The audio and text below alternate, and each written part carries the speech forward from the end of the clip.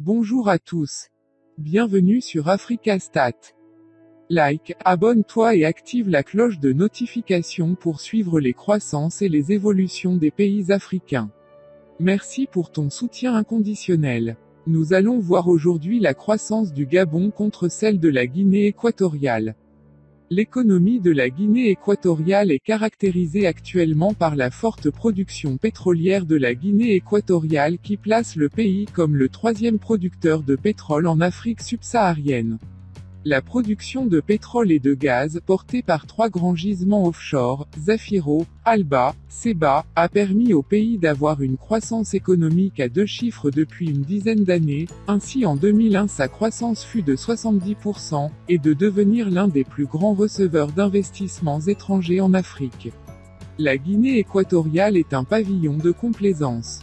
Le gouvernement a ordonné en 2005 un plafonnement de la production de pétrole à 350 000 barils par jour.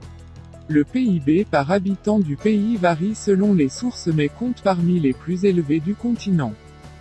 Toutefois ce miracle économique reste très théorique pour la majorité de la population, qui a jusqu'ici fort peu profité de la manne pétrolière, voire a souffert de l'inflation provoquée par cet afflux de devises.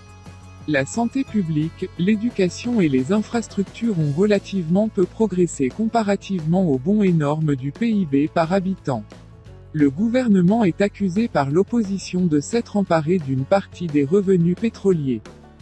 En dehors du secteur pétrolier, la majorité de la population vit de l'agriculture ou de la pêche vivrière, mais on trouve aussi des plantations et des exploitations forestières destinées à l'export.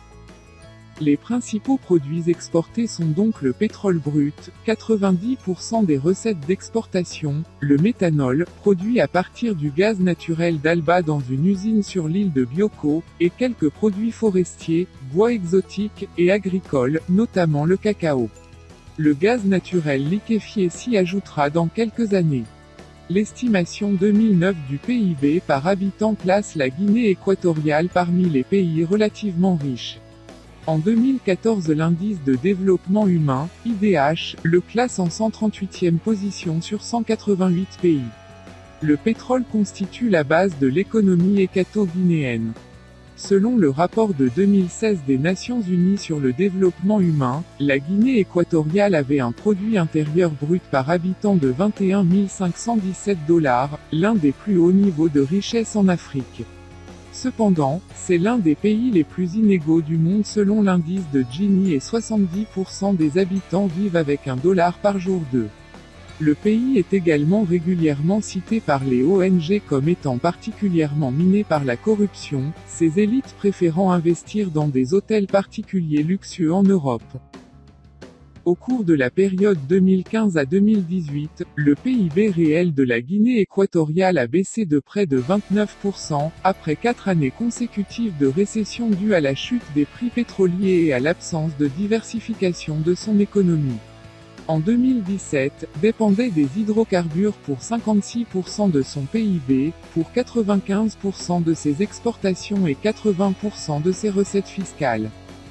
Le taux de croissance du PIB réel a poursuivi son déclin en 2018, tombant à moins 7,9%, contre moins 2,9% en 2017, suite à la chute de la production pétrolière, moins 14%, due à une baisse des rendements des puits en exploitation.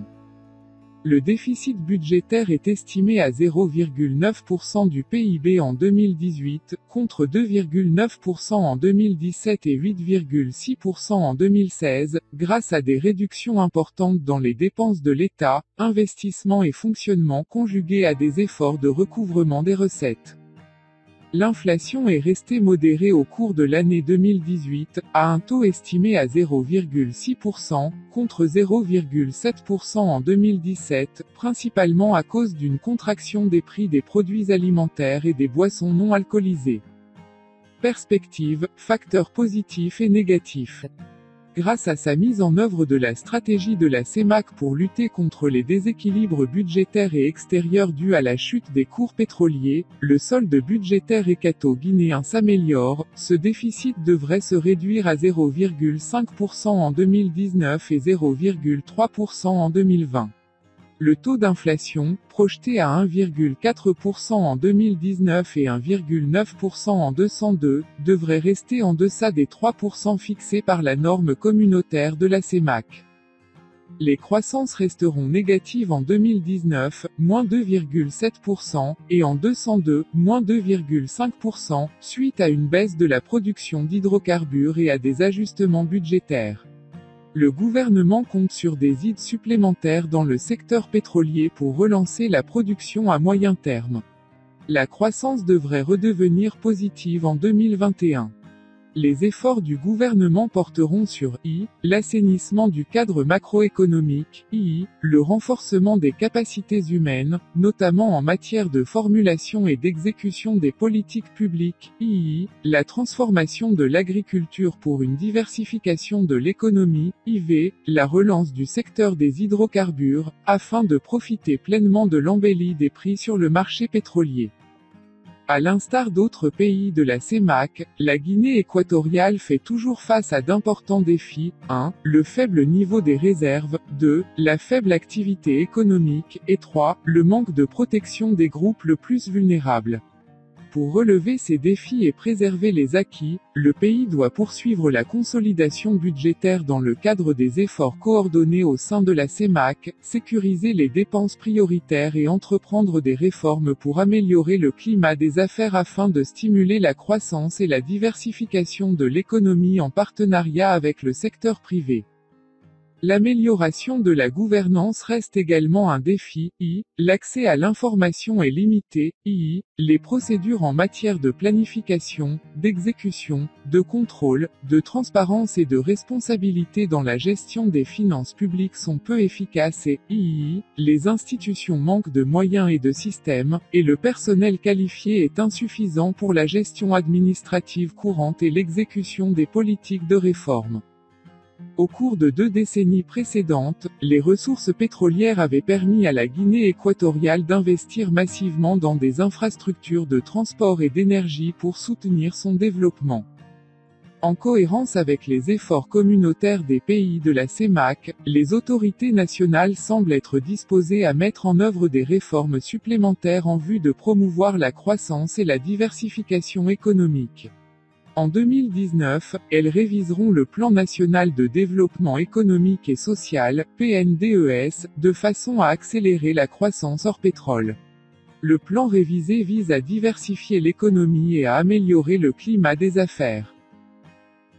Le Gabon sort progressivement d'une situation conjoncturelle défavorable, marquée par la baisse des cours des hydrocarbures dont il était un important producteur en Afrique centrale. En 2018, son PIB réel a augmenté de 2% contre 0,5% en 2017, malgré la chute de la production du pétrole, moins 4,3%, grâce à une bonne performance du secteur hors pétrole, notamment l'agriculture de rente plus 13%, les mines manganèses plus 45%, l'exploitation forestière plus 14%, l'industrie du bois plus 10%, et les télécommunications plus 18%. Le chômage reste préoccupant car le secteur pétrolier, principal secteur de l'économie gabonaise, ne génère que peu d'emplois et d'autres secteurs économiques importants, tels que la transformation du bois et l'agriculture d'exportation, n'ont compensé que partiellement l'impact de la crise économique sur l'emploi. Le déficit budgétaire est en baisse passant de 6,6% en 2016 à 3,6% en 2017, puis à 0,3% en 2018, par suite de la consolidation budgétaire engagée dans le cadre de la réponse communautaire de la Communauté économique et monétaire de l'Afrique centrale, CEMAC, à la chute des prix du pétrole. À cet égard, le Gabon a conclu avec le FMI un accord triennal, 2017 à 2019, au titre du mécanisme élargi de crédit, MEDC, soutenu par la BAD et d'autres partenaires techniques et financiers.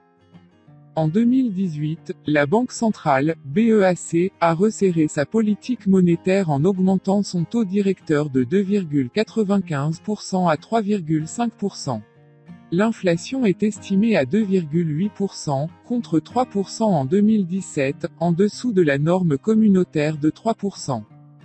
Le déficit de la balance courante est en baisse, passant de 4,9% du PIB en 2017 à 1,5% en 2018. La bonne tenue des cours du pétrole et les ventes à l'extérieur de bois débité et de manganèse ont contribué à l'accroissement des recettes d'exportation globale, et ce, malgré la baisse de la production pétrolière. Perspective, facteurs positifs et négatifs. Les projections à court terme de la croissance sont de 3,4% en 2019 et en 2020, sous l'impulsion du secteur non pétrolier, agriculture, mines et industrie, et de la diversification progressive de la base productive de l'économie. Au niveau de la demande, les exportations, plus 6,3%, et l'investissement, plus 3%, seront les principaux facteurs de croissance. L'inflation devrait rester faible, à 2,3% et 2,5% en 2019 et 2020 respectivement. Les soldes budgétaires et courants devraient aussi s'améliorer. Une bonne gestion du budget et des flux de trésorerie sera importante afin d'éviter le problème récurrent de l'accumulation d'arriérés externes, qui affecterait négativement la solvabilité du pays. La baisse de la production pétrolière si de nouveaux champs n'entrent pas en production est également un facteur de risque important vu l'importance du secteur pétrolier. Comme pour les autres pays de la CEMAC, les principaux défis à relever par le Gabon sont le faible niveau des réserves, la faiblesse de l'activité économique, la faiblesse de la protection des groupes vulnérables. Pour les relever et préserver les acquis, le pays doit rester aligné sur les efforts coordonnés des pays de la CEMAC et poursuivre la consolidation budgétaire, sécuriser les dépenses prioritaires et poursuivre les réformes visant à améliorer le climat des affaires et la gouvernance afin de stimuler la croissance et la diversification de l'économie en partenariat avec le secteur privé. Le Gabon considère qu'il est essentiel pour sa stratégie de développement de viser une transformation structurelle de son économie. C'est pourquoi il a encouragé la transformation locale du bois, de l'huile de palme et du manganèse, élevant ainsi la contribution de son secteur manufacturier à 10% du PIB en 2017 contre 6% en 2012.